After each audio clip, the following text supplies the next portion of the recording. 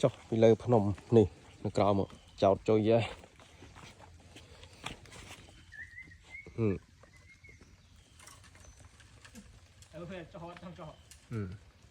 chào đồ thôi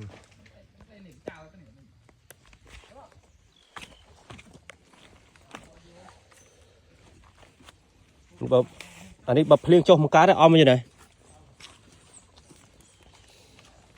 mà cho mà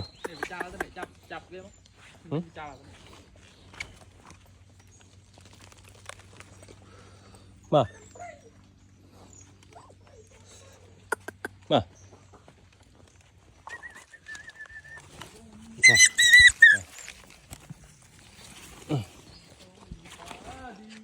em làm mày bị cho tao này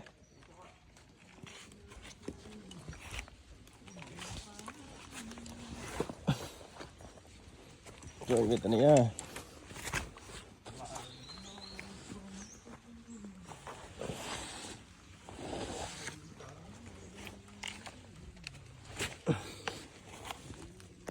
rồi